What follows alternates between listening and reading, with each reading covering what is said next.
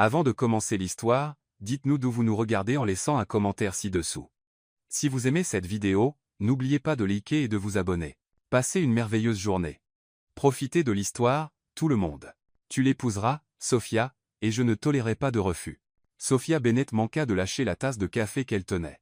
Sa belle-mère, Victoria, se tenait dans la cuisine, les bras croisés, le visage rouge de colère, serrant une enveloppe froissée. « Emily, qui ?» La voix de Sophia sortit plus aiguë qu'elle ne l'avait prévu. « James Harlan, le fils bâtard de la famille Harlan. » Victoria jeta l'enveloppe sur la table. « Il vient juste de sortir de prison. C'est un raté complet, mais sa famille est prête à payer l'opération de ta grand-mère en échange d'un mariage. » Sophia sentit le monde tourner. Sa grand-mère June était hospitalisée depuis une semaine, nécessitant une opération cardiaque d'urgence qui coûtait plus de 80 000 $. Elle n'avait pas cet argent. « Victoria, tu ne peux pas être sérieuse. Je ne connais même pas cet homme. »« Moi, si. » Victoria sortit son téléphone, et montra une photo floue d'un homme mince avec une barbe naissante et des vêtements usés. James Harlan, 28 ans, vient de purger 3 ans pour, eh bien, peu importe pourquoi. L'important, c'est que la famille Harlan a de l'argent et qu'ils veulent quelqu'un pour l'épouser afin de redorer leur image. Sophia regarda la photo, essayant d'assimiler l'information. L'homme semblait ordinaire, être même un peu perdu. Pourquoi moi? Parce que tu es belle, instruite, et tu n'as pas le choix. Victoria se pencha par-dessous la table. Ta grand-mère a 48 heures, Sophia. Soit tu acceptes cette proposition, soit, le téléphone de Sophia sonna. C'était l'hôpital. Mademoiselle Bennett, vous devez venir d'urgence. L'état de votre grand-mère s'est détérioré. Sophia raccrocha, les mains tremblantes. Elle regarda Victoria, puis la photo floue sur le téléphone. Où est-ce que je signe? 2 heures plus tard, Sophia était assise dans un café bon marché du centre-ville, attendant de rencontrer son futur mari. Ses mains tremblaient alors qu'elle remuait du sucre dans son café pour la 5e fois. La porte s'ouvrit avec le tintement d'une clochette, et elle leva les yeux, s'attendant à voir l'homme de la photo. Au lieu de cela, quelqu'un de complètement différent entra. Grand, environ 1,85 m, avec des cheveux noirs parfaitement coupés, une mâchoire bien définie, et portant un costume qui coûtait clairement plus que le salaire mensuel de Sophia. Il regarda autour du café avec une expression presque amusée. Sophia reporta son regard sur la porte. Où était James Harlan? L'homme en costume marcha directement vers sa table. Sophia Bennett. Sa voix était profonde, assurée. Vous l'avez deviné, James Harlan. Il tendit la main. Enchanté de vous rencontrer. Sophia s'effigea. Cet homme ne ressemblait en rien à la photo que Victoria lui avait montrée. Il était magnifique. Complètement hors de sa portée. Vous n'êtes pas ce à quoi je m'attendais. James sourit et ce sourire transforma complètement son visage. J'imagine que non. Puis-je m'asseoir? Sophia hocha la tête, encore sous le choc. Il s'assit avec grâce, et elle remarqua que ses mains étaient bien entretenues, sans callosité. Elle ne ressemblait pas à celle de quelqu'un qui venait de sortir de prison. Écoutez, je sais que cette situation est inhabituelle, dit James en se penchant en avant. Mais je veux que vous sachiez que je prendrai soin de vous. Ce n'est pas un vrai mariage, évidemment, mais pendant le temps que nous passerons ensemble, vous n'aurez à vous soucier de rien. Pourquoi avez-vous besoin de vous marier? La question sortit avant qu'elle ne puisse se censurer. James hésita un instant. Disons que ma famille a certaines attentes et que je dois les remplir pour avoir accès à certaines choses. Héritage, quelque chose comme ça. Il sortit une enveloppe de la poche intérieure de son costume. Voici les documents. Si vous signez, l'argent pour l'opération de votre grand-mère sera transféré aujourd'hui. Sophia regarda l'enveloppe. À l'intérieur se trouvait un contrat de mariage, un chèque et une bague. Une bague qui n'était certainement pas bon marché. Vous aviez déjà tout préparé. Je prépare toujours toutes les éventualités. James la regarda feuilleter les documents.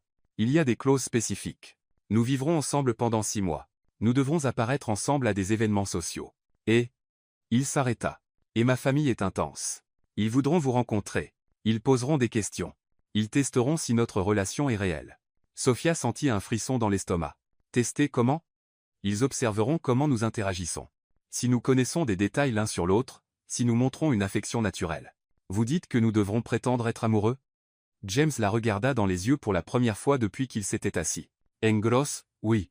Sophia pensa à sa grand-mère allongée en soins intensifs, attendant une opération qui pourrait la sauver. Elle pensa à l'expression désespérée sur son visage quand les médecins expliquaient les risques d'attendre. Où est-ce que je signe? Il vit où? Sophia se tenait devant un manoir qui semblait tout droit sorti d'un film. 3 étages, des jardins parfaitement entretenus, et une fontaine au centre de l'allée circulaire. James se tenait à côté d'elle, portant sa seule valise. C'est temporaire, dit-il, clairement mal à l'aise. Jusqu'à ce que nous trouvions notre propre endroit. James, ce n'est pas une maison. C'est une station balnéaire. Lay. Avant qu'il ne puisse répondre, la porte principale s'ouvrit et une femme élégante d'environ 50 ans apparut. Elle portait une robe qui coûtait plus que la voiture de Sophia et ses cheveux étaient tirés en un chignon parfait. James. Elle descendit les marches, les bras ouverts. Enfin. Et ce doit être la fameuse Sophia. Tante Lydia. James embrassa la joue de la femme. Sophia, voi ci ma tante Lydia. C'est, disons, la matriarche de la famille. Lydia tendit les mains et serra celles de Sophia avec un sourire chaleureux. Chérie, quel plaisir de vous rencontrer enfin. James a tellement parlé de vous. Sophia lança un regard rapide à James. Quand exactement avait-il parlé d'elle? Le plaisir est pour moi, Madame Harlan. Lydia, s'il vous plaît. Nous sommes de la famille maintenant. Lydia les guida à l'intérieur de la maison. Bénès. Tout le monde est impatient de rencontrer la femme qui a enfin conquis le cœur de notre James. Le hall d'entrée était encore plus impressionnant à l'intérieur, sols en marbre, lustres en cristal, et un double escalier qui s'élevait élégamment vers le deuxième étage. Tout le monde, murmura Sophia à James. J'aurais dû mentionner que ma famille est nombreuse. Mais, comme invoqué, plusieurs personnes commencèrent à apparaître de différentes directions. Un homme grand et chauve, clairement le patriarche, marchait avec une canne ornée. Une femme blonde avec un accent que Sophia ne pouvait identifier venait de la cuisine, séchant ses mains sur un tablier. Deux hommes plus jeunes descendirent les escaliers en courant, se disputant bruyamment à propos de quelque chose. Famille Harlan. Lydia frappa dans ses mains pour attirer l'attention. J'aimerais vous présenter officiellement Sophia Bennett, la fiancée de James. Les patriarches s'approchent en première. Robert Harlan. Il tendit la main. Le père de James. Sophia manqua de s'étouffer. Père? Mais James avait dit qu'il était un fils bâtard. Très heureuse de vous rencontrer, Monsieur Harlan. Robert, s'il vous plaît. Bienvenue dans la famille. Il se tourna vers James. Elle est encore plus belle que tu ne l'avais décrite. Encore une fois, Sophia regarda James, confuse. Quand l'avait-il décrite? La femme blonde s'approcha. Je suis Greta, la cuisinière, mais ici tout le monde me traite comme de la famille. Elle serra Sophia chaleureusement dans ses bras. James m'a dit que vous adorez la cuisine thaïlandaise. J'ai préparé un festin spécial. Jaore la cuisine thaïlandaise. Sophia répondit automatiquement, bien qu'elle ne se souvienne pas l'avoir mentionné. Les deux hommes plus jeunes s'approchèrent. Lucas se présenta le premier. Cousin de James, avocat de la famille. Ethan, dit le second, également cousin. Je gère les affaires familiales. Affaires? Demanda Sophia.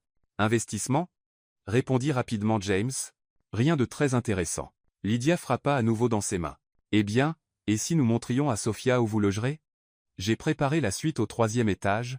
En montant les escaliers, Sophia murmura à James. Suite, comme dans un seul lit? 2 lits, murmura-t-il en retour. Je l'ai déjà arrangé. La suite était plus grande que tout l'appartement de Sophia. Elle comprenait un salon, une chambre principale avec un lit king size, et une petite chambre avec un lit simple. James a toujours dormi dans la petite chambre, expliqua Lydia. Il souffre d'insomnie. Il ne voulait pas vous déranger. Sophia regarda James, qui était clairement mal à l'aise. Comme c'est attentionné, dit-elle. Eh bien, je vous laisse vous installer. Le dîner est à 19 heures. Lydia s'arrêta à la porte. Oh, et Sophia, demain j'ai une surprise pour vous. Surprise? Nous allons faire du shopping pour votre robe de mariée. Sophia sentit son sang se glacer. Robe de mariée? Pour la cérémonie de renouvellement des vœux? Bien sûr, nous ne pouvons pas vous laisser marier seulement à la mairie. La famille Harlan a des traditions. Lydia partit, fermant la porte derrière elle. Sophia se tourna vers James, qui passait ses mains dans ses cheveux. Renouvellement des vœux? J'ai être oublié de mentionner certaines choses. Certain choses? Explosa Sophia. James, ta famille est stricte. Tu n'es clairement pas sorti de prison. Ton père te traite comme un héritier, et maintenant nous allons avoir une vraie cérémonie de mariage. James s'assit sur le lit, l'air vaincu. C'est compliqué. Alors rends-le simple. Je ne peux pas. Passenkole. Il la regarda. Mais je peux te dire une chose. Rien de ce que tu vois n'est un mensonge. Ma famille t'aime vraiment. Comment peuvent-ils m'aimer? Ils viennent juste de me rencontrer. Parce que je leur ai parlé de toi quand nous nous sommes rencontrés hier. James resta silencieux un long moment. James Harlan, tu m'arranges folle. Je sais, et je suis désolé pour ça. Il s'éleva. Mais j'ai besoin que tu me fasses confiance, au moins pour les 6 prochains mois. Vas-tu me donner une quelconque explication? Je le ferai quand le moment sera venu. Sophia se jeta dans le fauteuil du salon. C'est insensé. Je sais. James s'approcha. Mais tu as sauvé ta grand-mère. L'opération s'est bien passée. Oui. Elle se remet. Sofia les regarda. Merci pour ça. Ne me remercie pas encore. Nous avons encore beaucoup de travail devant nous. Quel genre de travail? Eh bien, pour commencer, tu dois apprendre ma couleur préférée, ma nourriture préférée, et comment j'aime mon café. Parce que demain pendant le shopping, ma tante Lydia posera exactement ces questions. Sofia soupira. Quelle est ta couleur préférée? Bleu. Bleu comme tes yeux. Elle le regarda, surprise. Tu n'avais même pas remarqué la couleur de mes yeux. Si. C'était la première chose que j'ai remarquée quand tu es entré dans le café. Pendant un moment, quelque chose vacilla entre eux. Quelque chose qui semblait dangereusement réel. Celle-ci ou celle-là? Lydia brandit 2 robes de mariée qui valaient probablement chacune plus que le salaire annuel de Sofia. Elle se tenait dans une boutique nuptiale exclusive de Manhattan, entourée de miroirs, de soie, et d'au moins 6 assistantes de vente qui apportaient sans cesse du champagne et des macarons. Elles sont toutes les deux magnifiques, dit Sofia, submergée. Sotis. L'une d'elles est parfaite pour toi, et l'autre est juste belle. Lydia examina les robes avec un œil critique. La première met en valeur ta silhouette, mais la seconde fait ressortir tes yeux. Qu'en penses-tu, James? James, qui avait été traîné pour cette expédition shopping, leva les yeux de son téléphone. Ce qui rend Sofia heureuse. Comme c'est romantique, dit Lydia avec un sarcasme évident. Chérie, tu dois être plus précis. Une femme se souvient de ces détails pour toujours. Sofia observa James ranger son téléphone et vraiment regarder les robes. Son expression devint sérieuse, presque professionnelle. La seconde, dit-il enfin. Les détails en dentelle sur les manches correspondent à la forme de ses clavicules et la couleur fait ressortir les reflets dorés dans ses yeux. Sofia le fixa. Reflets dorés? Elle avait des reflets dorés dans les yeux? Parfait. Lydia frappa dans ses mains. Voyez, il fait attention. Maintenant, parlons des chaussures. Pendant les 2 heures suivantes, Sofia fut mesurée, ajustée et stylisée. Lydia avait des opinions sur tout, de la hauteur des talons. Tu dois être assez grande pour paraître élégante à côté de James, mais pas si grande que tu le dépasses sur les photos. Aux bijoux, les saphirs de la famille Harlan, évidemment, mais nous avons besoin de quelque chose d'emprunté qui ait une signification personnelle. En parlant de signification, dit Lydia pendant que Sofia essayait la 5e paire de chaussures, raconte-moi comment vous vous êtes rencontrés. Sofia sentit son cœur s'arrêter. Il n'avait pas préparé cette question. C'était, commença-t-elle, complètement par hasard. James l'interrompit avec fluidité. J'étais en train de vivre la pire journée de ma vie, assis dans ce petit café de la 5e rue, et elle est entrée comme un rayon de soleil perçant des nuages d'orage. Sofia le regarda, surprise par la poésie de ses mots. Il avait l'air si triste, se surprit-elle à dire, suivant son exemple. Je ne pouvais pas simplement passer à côté, alors je me suis assise et lui ai demandé s'il allait bien. Et elle a écouté, continua James, les yeux fixés sur Sofia. Vraiment écouté. Pas juste en attendant son tour de parler, mais elle m'a entendu. C'était la première fois en des mois que quelqu'un m'avait vraiment entendu. Comme c'est romantique. Lydia soupira. Et quand as-tu su que c'était de l'amour à nouveau? Sofia paniqua, mais James était prêt. Quand elle s'est endormie dans ma voiture 3 semaines plus tard.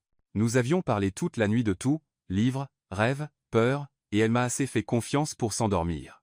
Je l'ai regardée et j'ai pensé, je veux protéger cette personne pour le reste de ma vie. La boutique devint silencieuse.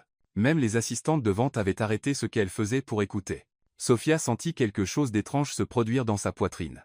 La façon dont James racontait l'histoire, cela semblait si réel, si vivant qu'elle pouvait presque se souvenir que cela s'était produit. « Et toi, chérie ?» demanda Lydia. « Quand l'as-tu su ?» Sofia regarda James, qui l'observait avec une expression qu'elle ne pouvait déchiffrer. « Quand il s'est souvenu, dit-elle doucement. 3 mois après notre rencontre, il est apparu à mon appartement avec de la nourriture thaïlandaise et du thé aux perles. J'avais mentionné une fois, juste une fois, que j'avais une mauvaise journée et que la nourriture thaïlandaise était mon réconfort. Il s'est souvenu de quelque chose que j'avais dit en passant et a assez pris soin de moi pour agir en conséquence. » L'expression de James changea. Quelque chose vacilla dans ses yeux qui semblaient presque surpris. « Oh là là! Tiens !» Lydia rayonnait pratiquement. « Vous êtes parfaits ensemble. Robert va adorer cette histoire. » En quittant la boutique, les bras chargés de sacs et avec une robe qui serait livrée la semaine prochaine, Sofia marcha en silence à côté de James. « D'où ça sortait ?» demanda-t-elle enfin. « Quoi ?» L'histoire, les détails. « Moi. Tu avais l'air de te souvenir de quelque chose de réel. » James resta silencieux un long moment. « Peut être que c'était le cas. Que veux-tu dire ?»« Rien. Oublie que j'ai dit ça. » Mais Sofia ne pouvait pas oublier. La façon dont il décrivait leur rencontre, les détails spécifiques sur le soleil et les nuages d'orage, la tendresse dans sa voix quand il parlait de la protéger. Cela semblait trop réel pour être inventé sur le moment. Ils retournèrent au manoir Alan pour le trouver dans le chaos. Il y avait des traiteurs partout, des fleuristes arrangeant d'énormes bouquets, et ce qui ressemblait à une organisatrice de mariage avec un presse-papier aboyant des ordres à tout le monde. « Qu'est-ce que c'est que tout ça ?» demanda Sophia. « La fête de fiançailles, » dit Lydia nonchalamment. « Demain soir. Juste une petite réunion. » « Petite ?» Sophia regarda l'armée de personnel. « Combien de personnes ?»« Environ 200. »« 200 ?» Sophia se sentit défaillir. « Lydia, je ne peux pas. Je ne sais pas comment me comporter à une fête avec 200 personnes. Tu seras parfaite, chérie. Reste juste près de James et sois toi-même. Mais s'il pose des questions, si quelqu'un sait que je ne suis pas vraiment. » Et James lui prit la main. « Regarde-moi. » Sophia leva les yeux et pendant un moment tout le reste s'effaça. Ses mains étaient chaudes, stables, et ses yeux étaient complètement concentrés sur elle. « Tu n'es pas une impostrice, » dit-il doucement. « Tu es exactement là où tu es censé être. Ces gens vont t'aimer parce que tu es authentique, gentille, et plus forte que tu ne le réalises. Comment le sais-tu? Parce que je t'ai observé. La façon dont tu t'inquiètes pour ta grand-mère. La façon dont tu essaies de faire le bien pour tout le monde, même quand tu es terrifié. La façon dont tu regardes ma famille comme si tu essayais de les mémoriser. Tu as un bon tour, Sophia. Ce n'est pas quelque chose que l'on peut simuler. Pour la deuxième fois ce jour-là, Sophia sentit quelque chose changer dans sa poitrine. La façon dont James la regardait, lui parlait, c'était comme s'il la voyait vraiment, pas la fille désespérée qui avait signé un contrat, mais elle. James, combien ça t'est? Mademoiselle Sophia, une voix les interrompit. Appel téléphonique pour vous. C'était Greta tenant un téléphone sans fil avec une expression préoccupée. C'est l'hôpital, dit-elle doucement. Le cœur de Sophia s'arrêta. Elle saisit le téléphone avec des mains tremblantes. Allô? Mademoiselle Bennett. C'est le docteur Ramirez. Votre grand-mère vous demande. Elle est consciente et stable, mais elle semble bouleversée par quelque chose. Elle n'arrête pas de parler d'un mariage. Sophia ressentit à la fois du soulagement et de la panique. J'arrive tout de suite. Elle raccrocha et se tourna vers James. Je dois aller à l'hôpital. Ma grand-mère est réveillée, mais c'est somehow, pour le mariage. Je te conduis, dit immédiatement James. Tu n'as pas à le faire, Sophia. Sa voix était ferme. Je te conduis. Pendant le trajet en voiture, l'esprit de Sophia s'emballa. Comment sa grand-mère avait-elle découvert le mariage? Que dirait-elle quand elle rencontrerait James? Comment allait-elle expliquer tout cela? Elle va le savoir, dit soudain Sophia. Grand-mère June. Elle va nous regarder une fois et savoir que ce n'est pas réel. Pourquoi dis-tu ça? Parce qu'elle m'a élevé. Elle sait quand je mens, quand j'ai peur, quand je prétends. Elle va voir clair dans tout ça. James se gara sur le parking de l'hôpital, et se tourna vers elle. Alors ne prétends pas. Quoi? Ne prétends pas. Sois toi-même. Sois la petite fille qu'il aime assez pour épouser un inconnu afin de sauver sa vie. Sois la femme assez courageuse pour faire un saut dans la foi pour sa famille. Sois la personne qui est assise ici, morte d'inquiétude pour ce qu'une femme âgée pensera de ses choix. Et toi? Et si elle te pose des questions sur tes sentiments? James resta silencieux un moment, ses mains toujours sur le volant. Je lui dirai la vérité, qui est? Il se tourna pour la regarder, et Sophia retint son souffle. Il y avait quelque chose dans son expression, quelque chose de brut et honnête et un peu effrayé, que je commence à penser que cela pourrait être la meilleure décision que j'ai jamais prise. Avant que Sophia ne puisse comprendre ce que cela signifiait, il était sorti de la voiture et ouvrait sa porte, lui offrant sa main pour l'aider à descendre. En marchant vers l'entrée de l'hôpital, Sophia réalisa que quelque part entre la boutique nuptiale et ce moment, quelque chose de fondamental avait changé, elle ne jouait plus un rôle. La ligne entre le faux et le réel devenait de plus en plus floue à chaque heure, et elle n'était pas sûre si cela la terrifiait ou l'excitait. Peut être les deux. June, murmura Sophia en entrant dans la chambre d'hôpital. Comment te sens-tu? Sa grand-mère semblait minuscule dans le lit d'hôpital, mais ses yeux étaient vifs et alertes. June Bennett avait toujours été petite de stature, mais énorme de présence, et même connectée à des machines et des moniteurs, elle dominait la pièce. Beaucoup mieux maintenant que je peux voir ma petite fille, dit June en anglais teinté d'accent, puis passa au mandarin. Mais je veux savoir pour cet homme que tu as épousé. Sophia sentit James se raidir à côté d'elle. Grand-mère, voici James Harlan. James, voici ma grand-mère, June Bennett. James s'avança, et, à la complète surprise de Sophia, s'inclina légèrement avant de tendre la main. Madame Bennett, c'est un honneur de vous rencontrer. Sophia parle de vous constamment. June l'étudia longuement, ses yeux passant de son visage à ses mains, à ses chaussures, puis revenant à son visage. Asseyez-vous, ordonna-t-elle, pointant la chaise à côté de son lit. Tous les deux. Ils s'assirent et June continua son examen de James. Vous n'êtes pas ce à quoi je m'attendais. Qu'attendiez-vous? Demanda doucement James. Quelqu'un d'assez désespéré pour épouser ma petite fille pour de l'argent. La voix de June était directe. Victoria m'a parlé de l'arrangement. Ne soyez pas si choqués, enfant, dit-elle à Sophia. Je suis être vieille, mais je ne suis pas stupide. Sophia sentit son visage brûler de honte et d'embarras. Grand-mère, je peux expliquer. Pas besoin d'expliquer. Tu as fait ce que tu devais faire pour sauver la vie d'une vieille femme insensée. June tendit la main et prit celle de Sophia. Mais je veux comprendre pourquoi cet homme a accepté d'aider. Elle reporta son regard perçant sur James. Qu'obtenez-vous de cet arrangement, monsieur Harlan? James resta silencieux un moment, et Sophia retint son souffle. C'était ça. Sa grand-mère allait voir clair dans tout. Il y a 6 mois, dit enfin James, j'ai fait des choix qui ont profondément déçu ma famille. Des choix qui ont blessé des gens que j'aime. Ce mariage me donne une chance de prouver que je peux être l'homme qu'ils m'ont élevé pour être au lieu de l'homme que je suis devenu. Quel genre de choix? Le genre qui vous fait atterrir dans des endroits où vous n'auriez jamais pensé être. Entouré de gens avec qui vous n'auriez jamais pensé vous associer. Faisant des choses que vous n'auriez jamais pensé faire. La voix de James était stable, mais Sophia pouvait entendre quelque chose en dessous. De la douleur, être, ou du regret. J'ai perdu de vue qui j'étais censé être. June hocha lentement la tête. Et ma petite fille? Que représente-t-elle dans cette rédemption? Sophia s'attendait à une autre réponse soigneusement élaborée, un autre morceau de leur histoire fictive. Au lieu de cela, James se tourna pour la regarder, et l'expression sur son visage fit bondir son cœur. Elle me rappelle qui je veux être, dit-il doucement. Chaque jour, je la vois s'inquiéter pour tout le monde sauf elle-même. Je la vois essayer de mettre tout le monde à l'aise, même quand elle est terrifiée. Je la vois choisir la gentillesse quand elle pourrait choisir l'égoïsme. Elle me donne envie d'être digne de ce genre de bonté. La pièce devint silencieuse sauf pour le bip des moniteurs. June étudia leurs 2 visages pendant ce qui sembla une éternité. Mfa, dit-elle enfin. Et toi, comment te sens-tu à son sujet, Sophia? Sophia ouvrit la bouche pour donner la réponse préparée, mais les mots qui sortirent la surprirent. Il n'est pas non plus ce à quoi je m'attendais. Il me fait me sentir en sécurité et vu, comme si j'avais de l'importance au-delà de ce que je peux faire pour les autres. Oui. Montre-moi tes mains, dit soudain June à James. Confus, James tendit les mains. June les prit dans les siennes plus petites, les retournant, examinant ses paumes et ses doigts. D'ossès, dit-elle. Mais il y a des callosités ici sur le bout des doigts, récentes. Vous avez travaillé avec vos mains, mais pas de travail manuel. Quel genre de travail? James semblait mal à l'aise. J'ai appris le travail du bois, construire des choses. Quel genre de choses? Des meubles, surtout. J'ai construit une bibliothèque pour Sophia la semaine dernière. Sophia le fixa. Tu as fait quoi? Elle sera livrée à ton appartement demain. James dit, l'air presque gêné.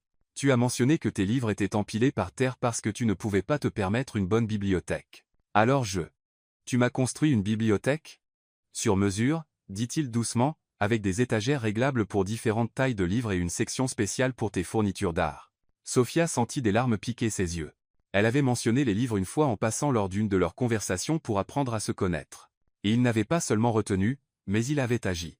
Intéressant, dit June, tenant toujours les mains de James. La plupart des hommes qui se marient par convenance ne construisent pas de meubles pour leurs épouses. La plupart des hommes n'ont pas d'épouse comme Sophia, répondit James. June relâcha ses mains et s'appuya contre ses oreillers. Une dernière question, pour vous deux. Que se passe-t-il quand cet arrangement prend fin? Sophia et James se regardèrent. Ils n'en avaient jamais discuté. Le contrat disait 6 mois, mais que se passait-il après? Il n'avait jamais planifié au-delà de sauver sa grand-mère et de remplir l'obligation mystérieuse de James envers sa famille. Je ne sais pas, admit Sophia. Moi non plus, dit James. Je suppose que nous le découvrirons quand nous y serons. June sourit pour la première fois depuis leur arrivée. Bonne réponse. Si vous aviez tout planifié, j'aurais su que vous mentiez. Elle les regarda Sophia. Celui-ci me plaît. Bien mieux que ce garçon que tu as fréquenté à l'université. Grand-mère, quoi? Il n'avait aucune ambition et de terribles manières à table.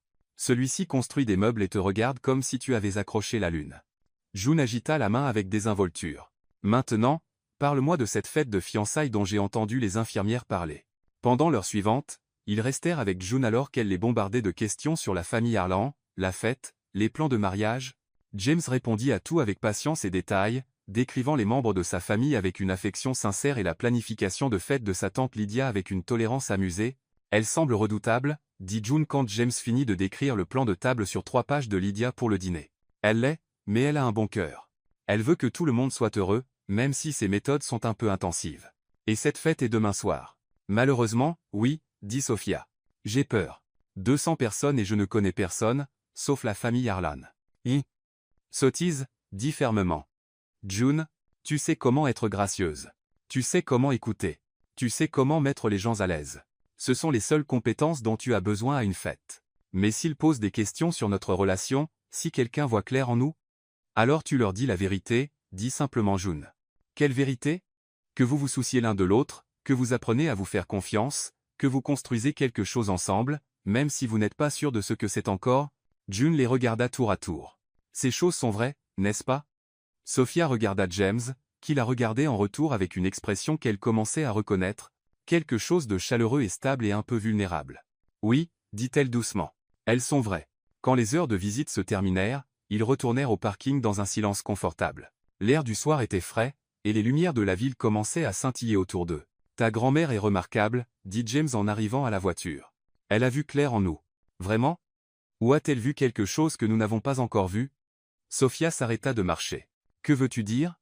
James se tourna vers elle, s'appuyant contre la voiture. Sophia, quand je lui ai dit que tu me rappelles qui je veux être, ce n'était pas une partie de notre histoire fictive. C'était vrai. La bibliothèque est réelle, aussi. Très réelle. Ça m'a pris 3 semaines à construire parce que je n'arrêtais pas de refaire les mesures. Je ne suis pas aussi doué en travail du bois que je l'ai prétendu. Sophia sentit quelque chose se relâcher dans sa poitrine, quelque chose qu'elle n'avait pas réalisé qu'elle retenait. Pourquoi ne me l'as-tu pas dit? Parce que ça semblait trop réel. Tout ça est censé être temporaire, pratique, faux, mais quelque part en chemin, ça a commencé à ressembler à autre chose. Quel genre d'autre chose? Je ne sais pas encore. C'est ce qui me fait peur. Ils se tinrent là dans le parking, les lumières de la ville se reflétant sur les pare-brises autour d'eux, et Sophia sentit la dernière de ses défenses s'effondrer. Elle était censée se protéger, se souvenir que tout cela n'était qu'un arrangement, garder son cœur en sécurité, mais quand James la regardait comme ça, comme si elle était quelque chose de précieux et d'inattendu, il était impossible de se souvenir pourquoi elle avait besoin de protection en premier lieu. James? Oui? Demain soir à la fête. Je ne veux plus prétendre. Que veux-tu faire à la place? Je veux voir ce qui se passe si nous sommes simplement nous-mêmes ensemble. James sourit, le genre de sourire qui transformait tout son visage. J'aimerais ça, aussi. En rentrant au manoir Harlan, Sophia réalisa que sa grand-mère avait raison sur une chose, James la regardait vraiment comme si elle avait accroché la lune. Et quelque part au cours des derniers jours, elle avait commencé à le regarder de la même façon, la fête de demain soir n'allait pas être une performance après tout. Ce serait leur premier vrai rendez-vous. Cette pensée aurait dû la terrifier. Au lieu de cela, cela ressemblait à rentrer à la maison. Respire, Sophia. Juste respira. Sophia se tenait devant le miroir en pied de la suite principale du manoir Harlan, portant une robe bleu nuit que Lydia avait insisté être parfaite pour faire ressortir ses yeux. Ses mains tremblaient alors qu'elle essayait d'attacher un délicat collier de diamants qui avait appartenu à la grand-mère de James. « Je ne peux pas faire ça. » Elle murmura à son reflet. 200 personnes, James. 200 personnes qui vont regarder chacun de nos mouvements, analyser chaque mot, chercher tout signe que nous n'appartenons pas ensemble. Et James apparut derrière elle dans le miroir, l'air dévastateur dans un smoking noir parfaitement taillé. « Regarde-moi. » Elle se tourna, et il prit doucement le collier de ses doigts tremblants. « Puis-je » Sophia hocha la tête, relevant ses cheveux pour qu'il puisse attacher le fermoir. Ses doigts effleurèrent la nuque de son cou, envoyant des frissons le long de sa colonne vertébrale. « Tu es incroyable, » dit-il doucement, ses mains reposant légèrement sur ses épaules. « Mais plus important, tu ressembles à toi-même. Cynthia. C'est tout ce que quiconque pourrait vouloir. Et si je dis la mauvaise chose? Et si j'utilise la mauvaise fourchette? Et si quelqu'un demande nos plans de lune de miel ou nos futurs enfants? Ou, Sophia, James la tourna pour lui faire face complètement. Me fais-tu confiance? Oui, dit-elle sans hésitation et réalisa qu'elle le pensait complètement. Alors fais confiance à ça. Nous allons nous en sortir. Mieux que bien. Nous allons être extraordinaires. Il sourit et elle sentit une partie de son anxiété s'apaiser. D'ailleurs, j'ai de bonnes sources que tu es charmante, intelligente, et que tu as d'excellents instincts sur les gens. De quelle autorité? La mienne. Il lui offrit son bras. Prête à rencontrer notre public? La salle de bal du manoir Harlan avait été transformée en quelque chose tout droit sorti d'un conte de fées. Des lustres en cristal projetaient une lumière chaude sur des tables rondes drapées de soie ivoire. Chaque centre de table était un chef-d'œuvre de roses blanches et de lierre retombant. Un petit orchestre jouait du jazz doux dans un coin tandis que des serveurs en tenue formelle se déplaçaient gracieusement dans la foule, portant des plateaux d'argent de champagne et d'amuse-bouche. « Mon Dieu !» souffla Sophia alors qu'il se tenait au sommet du grand escalier, regardant la foule scintillante en bas. « Mesdames et messieurs, » annonça le chef d'orchestre, « puis-je présenter les invités d'honneur, Monsieur James Harlan et sa fiancée, Mademoiselle Sophia Bennett. » Un silence collectif tomba sur la salle alors que tous les regards se tournèrent vers eux. Sophia sentit ses genoux faiblir, mais le bras de James était stable sous sa main. « Souris » murmura-t-il. « Ils vont t'adorer. » Chaud. Ils descendirent l'escalier ensemble, et Sophia fut étonnée de constater que les gens semblaient vraiment ravis de les voir. Elle reconnut certains visages des photos que James lui avait montrées, associés d'affaires, famille, amis, parents éloignés, mais beaucoup étaient de parfaits inconnus qui néanmoins souriaient chaleureusement et levaient leur verre en salut. Lydia apparut au bas des escaliers, resplendissante en soie vert émeraude. « Chérie », elle serra Sophia chaleureusement dans ses bras. « Tu es absolument radieuse. Viens, il y a tellement de gens qui veulent te rencontrer. » L'heure suivante passa dans un tourbillon de présentations. Sophia rencontra la grand-tante Clara de James, qui avait 93 ans et des histoires scandaleuses sur chaque membre de la famille remontant aux années 1960. Elle discuta avec sa cousine Amelia, chirurgienne pédiatrique fascinée par le travail de Sophia en tant que bibliothécaire pour enfants. Elle écouta poliment son associé d'affaires, Thomas, expliquer les subtilités de l'investissement immobilier commercial et parvint somehow à poser des questions intelligentes malgré ne rien connaître au sujet. « Tu es une naturelle », murmura James lors d'un bref moment où ils étaient seuls à leur table. « Regarde autour. Tout le monde est dehors. » C'était vrai. Partout où Sophia regardait, elle voyait des visages amicaux et des sourires sincères. Les gens semblaient vraiment intéressés par ses histoires sur le travail avec les enfants, ses plans pour étendre les programmes d'alphabétisation de la bibliothèque, la récupération de sa grand-mère. Personne ne la traitait comme une étrangère ou une intruse. Il la traitait comme de la famille. « Comment est-ce possible » murmura-t-elle en retour. « Je ne suis personne de spécial. Je suis juste une bibliothécaire du Queens, qui peut à peine payer son loyer. »« Tu as tort là, dessus, » dit sérieusement James. « Tu es extraordinaire. Tu ne le vois simplement pas encore. » Avant qu'elle ne puisse demander ce qu'il voulait dire, Lydia apparut au micro sur la petite scène où l'orchestre avait joué. « Mesdames et messieurs, si je pouvais avoir votre attention, s'il vous plaît. » La salle laissait toute progressivement. Comme vous le savez tous, nous sommes ici ce soir pour célébrer des fiançailles très spéciales. James a été la lumière de notre famille pendant 28 ans, et nous ne pourrions être plus ravis qu'il ait trouvé quelqu'un qui le rend encore plus lumineux. Sophia sentit ses joues chauffer alors que des applaudissements doux parcoururent la salle. Mais avant de continuer avec les festivités de la soirée, je crois que le couple heureux a quelque chose qu'ils aimeraient partager avec vous tous. James, Sophia. Listen to Sophia Siglas. Il n'avait préparé aucun discours. Il n'avait pas discuté de partager quoi que ce soit avec la foule. Elle regarda James paniqué, mais il se levait déjà, lui offrant sa main. « Viens, dit-il doucement. Nous avons ça. » D'une manière ou d'une autre, ses jambes la portèrent jusqu'au micro. La foule de visages en bas semblait énorme, expectante, attendant une déclaration profonde d'amour ou de plan futur. James prit le micro en première. « Merci à tous d'être ici ce soir. Quand je pense au voyage qui a réuni Sophia et moi, » il s'arrêta, la regardant avec une expression qui fit bondir son cœur. « Je réalise que parfois les meilleures choses de la vie viennent des endroits les plus inattendus. » Il lui passa le micro et l'esprit de Sophia devint complètement vide. 200 personnes la fixaient avec attente. Elle pouvait voir Lydia rayonnante de fierté, Robert hochant la tête encourageamment, Lucas et Ethan levant leur verre en anticipation. « Je » commença-t-elle, puis s'arrêta. Qu'était-elle censée dire? Qu'attendaient les gens d'entendre? Puis elle aperçut Greta près de la porte de la cuisine, toujours portant son tablier sur une robe de fête, des larmes dans les yeux alors qu'elle regardait la femme qui était devenue comme une fille pour elle en quelques jours. Elle vit Clara dans son fauteuil roulant, les mains anciennes jointes. Dans la joie, elle vit les visages de gens qui l'avaient accueillie sans question, qui avaient ouvert leur cercle familial pour l'inclure simplement parce que James le leur avait demandé. « Il y a 6 mois, » dit Sophia, sa voix gagnant en force. « Je pensais savoir à quoi ressemblerait ma vie. Je l'avais tout planifié, tout contrôlé, tout sûr. Et puis j'ai rencontré James et soudain, rien n'était comme je m'y attendais. » Elle le regarda debout à côté d'elle et sentit ce battement maintenant familier dans sa poitrine. « Il m'a appris que parfois les décisions les plus effrayantes mènent aux destinations les plus belles. Que la famille n'est pas seulement une question de sang. C'est une question de choix. Que l'amour n'est pas seulement une question de trouver quelqu'un de parfait.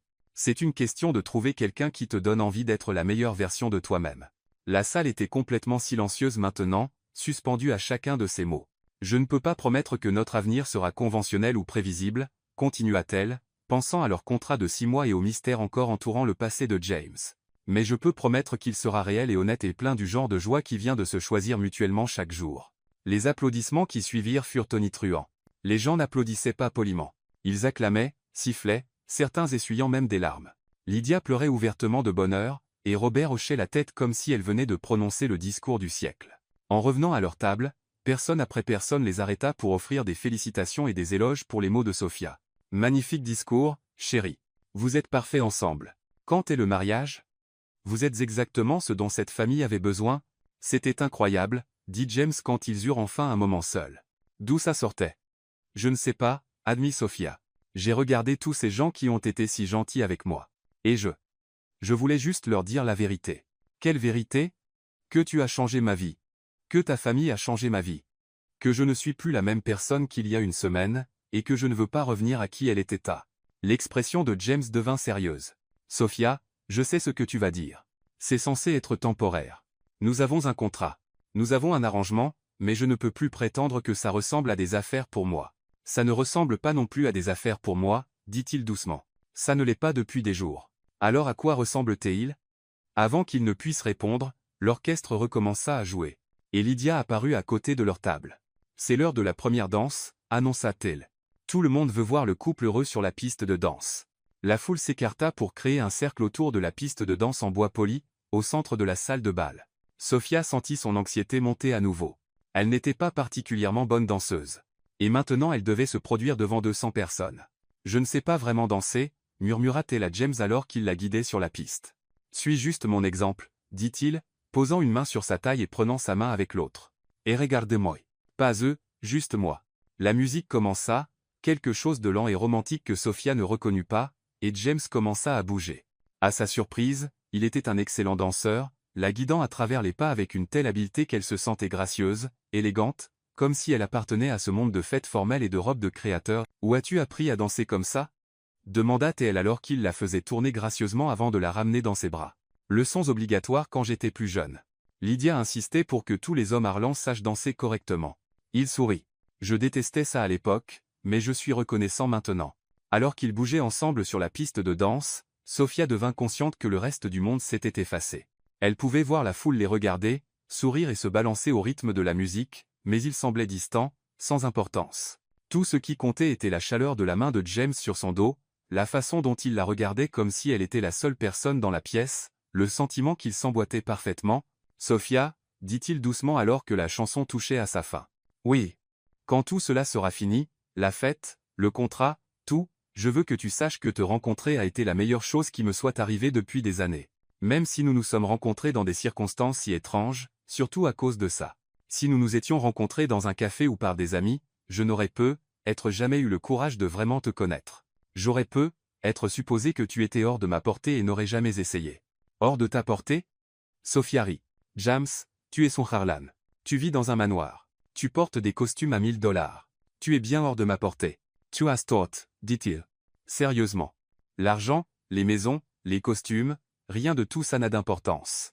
Ce qui compte, c'est le caractère, la gentillesse, le courage. Et tu en as plus des trois que quiconque j'ai jamais rencontré. La chanson se termina et la foule éclata en applaudissements une fois de plus. D'autres couples commencèrent à les rejoindre sur la piste de danse. Mais James et Sophia restèrent où ils étaient, se regardant dans les yeux, respirant tous deux un peu trop vite. Il y a quelque chose que je dois te dire, dit urgentement James. Sur qui je suis vraiment, sur pourquoi j'avais besoin de ce mariage. Sur. James, te voilà. Une voix les interrompit. Ils se tournèrent pour voir un homme grand, impeccablement vêtu, dans la cinquantaine, s'approchant, flanqué de deux hommes plus jeunes en costume coûteux. Je t'ai cherché partout. L'expression de James changea immédiatement, devenant gardée, presque craintive. Monsieur Whitmore, dit-il prudemment. Je ne m'attendais pas à vous voir ici. Lydia m'a invité personnellement. Elle a dit qu'il était temps que je rencontre la femme qui a enfin dompté le célèbre James Harlan. Le sourire de l'homme était froid, calculateur. Bien que je doive dire, elle n'est pas ce à quoi je m'attendais pour l'héritier de la fortune Harlan. Sophia sentit le monde basculer. Héritier de la fortune Harlan? Elle regarda James, dont le visage avait pâli. Tu as sûrement parlé à ta charmante fiancée de ton héritage, continua Whitmore, sa voix assez forte pour que les invités proches entendent.